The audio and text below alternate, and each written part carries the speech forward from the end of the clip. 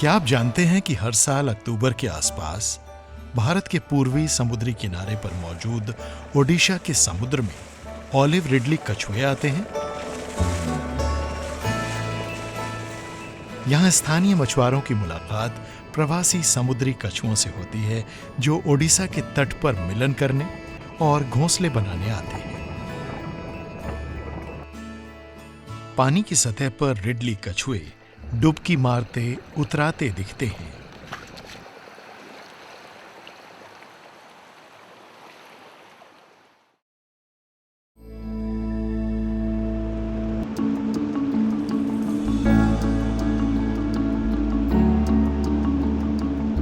करीब 1 महीने बाद यहां कुदरत का बेहद कमाल का नजारा दिखने लगता है।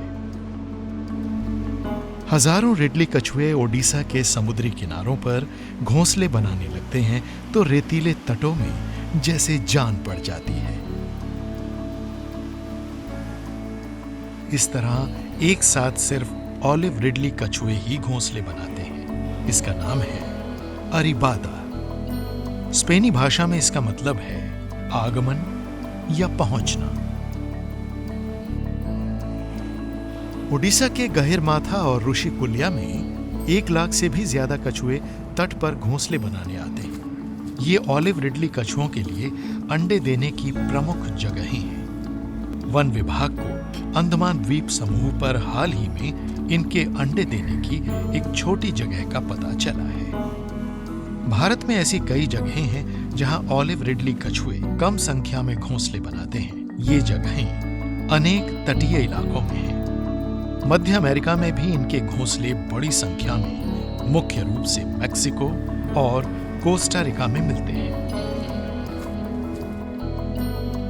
भारत के समुद्रों में सी टर्टल्स की 5 प्रजातियां मिलती हैं। ये हैं लेदरबैक, ग्रीन, लॉगरहेड, हॉक्सबिल और ऑलिव रिडली। लेदरबैक आकार में सबसे बड़ा होता है जबकि ऑलिव रिडली सबसे छोटा होता है।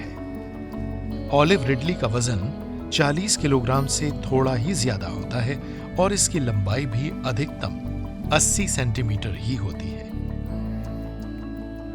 हर मादा 100 से 130 अंडे देती है। कभी कभी इनकी संख्या 150 तक भी हो सकती है। एक सीजन में ये 2 से 3 बार तक घोंसले बना सकते हैं।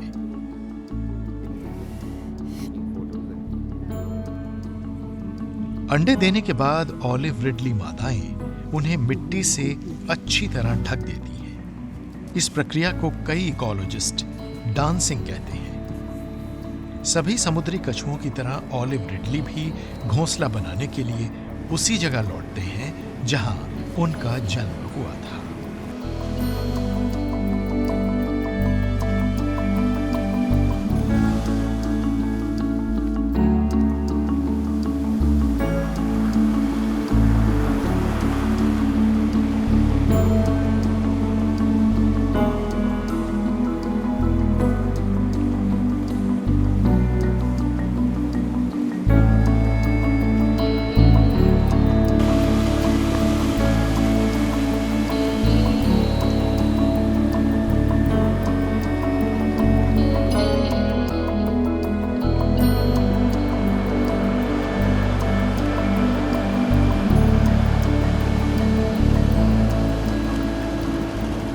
समुद्र में वयस्क समुद्री कछुओं को उन ट्रॉलर से बचना होता है जो समुद्र में मौजूद होते हैं।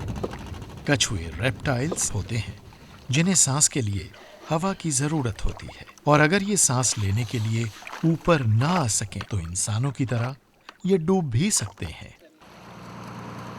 ट्रॉलर्स के जाल लंबे होते हैं और ये पानी के नीचे 5 से 6 घंटे से भी ज्यादा तक रहते हैं। कई बार कछुए इन जालों में फंस जाते हैं और सांस लेने के लिए सतह पर नहीं आ पाते।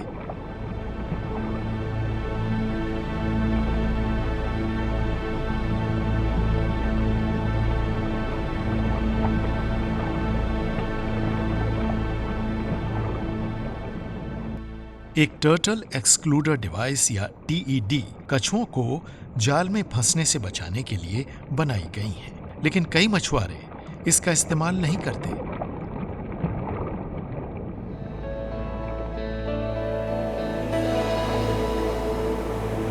अगर किस्मत साथ दे तो कभी कभी दिन में भी कछुए एक साथ घोंसले बनाते नजर आ जाते हैं और तब इस कमाल के प्राकृतिक नजारे का आनंद लिया जा सकता है।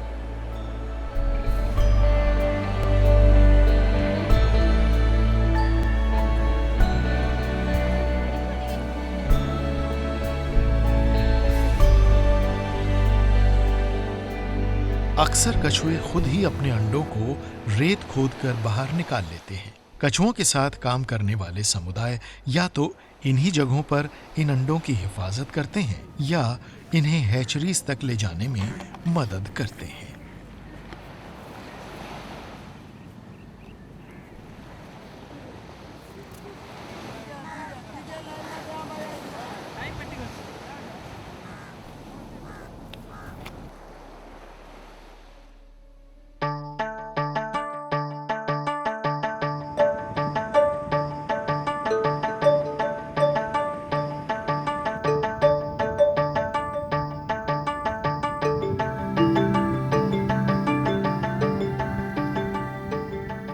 मास नेस्टिंग के 45 से 50 दिन के बाद समुद्री किनारे पर फिर से हरकत नजर आने लगती है। इस बार ऐसा होता है ऑलिव रिडली के बच्चों के एक साथ अंडों से बाहर आने के कारण। हर बच्चे की लंबाई 7 सेंटीमीटर से ज्यादा नहीं होती और इसे अंडे में योक का स्टॉक मिलता है जो इसे रेंगकर समुद्र तक जाने और तैरकर पानी में उतरने लायक ताकत देता है। बच्चों के योक रिजर्व में कुछ दिन तक ही ताकत देने लायक ऊर्जा होती है और इन्हें झटपट समुद्र में मौजूद सीवीड रफ्स जैसी छिपने की जगहों तक पहुंचना होता है।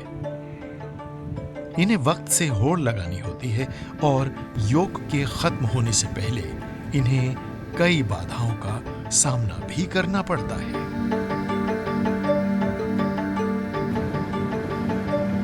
सी टर्टल के बच्चे ज्यादा रोशन क्षितिज के जरिए अपना रास्ता ढूंढते हैं। प्राकृतिक हालात में रात में समुद्र वाली दिशा ज्यादा चमकदार होती है क्योंकि ये खुली होती है, जबकि जमीन वाला हिस्सा ढका हुआ होता है और पेड़ पौधे भी वहां अंधियारा करते हैं।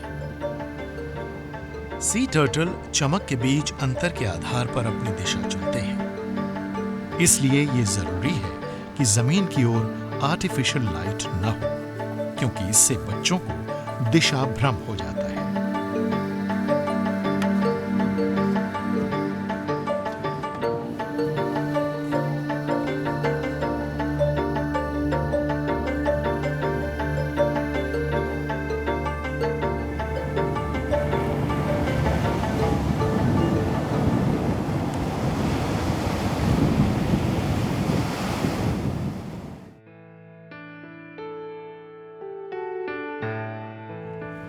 सुबह होते होते भी कई बच्चे बिना रोशनी के इशारे के समुद्र की ओर पहुंचने की कोशिश करते दिखते हैं और ये आसानी से कौवों और जमीन और समुद्र में मौजूद दूसरे शिकारियों की खुराक बन जाते हैं। 1000 में से कोई एक बच्चा ही जिंदा बच पाता है। बड़ी संख्या में बच्चों का पैदा होना कुदरत का ये सुनिश्चित करने का तरीका है ताकि ये प्रजाति बची रहे।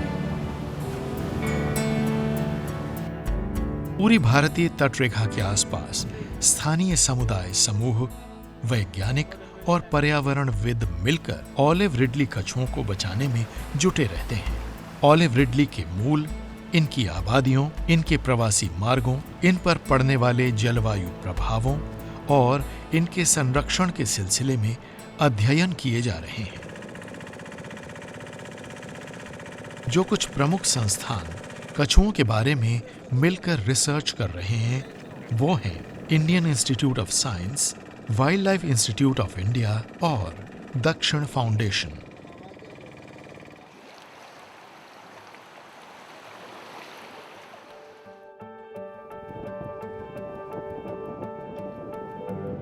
मिसाल के लिए कछुओं का नर या मादा होना तापमान द्वारा तय होता है।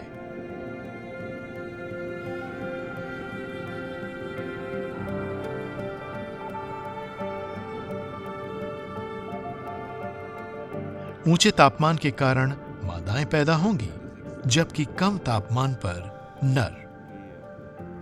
लंबी अवधि की निगरानी से जुड़ी परियोजना के भाग के रूप में इंडियन इंस्टीट्यूट ऑफ साइंस और दक्षिण फाउंडेशन घोंसले के तापमान की निगरानी करते हैं और कछुओं के सेक्स रेशो से जलवायु में होने वाले बदलाव का पता लगाते हैं। बहुत से युवा टर्टल रिसर्चर बनना चाहते हैं और वो इन प्राचीन समुद्री जीवों के बारे में नई जानकारियां और ज्ञान मुहैया कराते रहते हैं।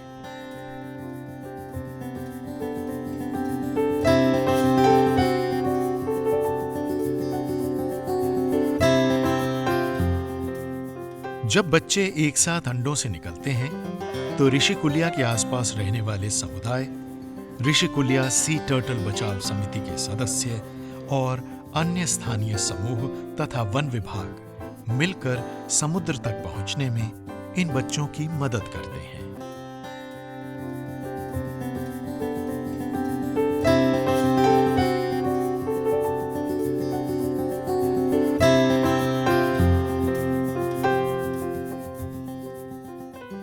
फिलहाल जो बच्चे अंडों से निकले हैं उन्हें समुद्र तक पहुंचा दिया गया है।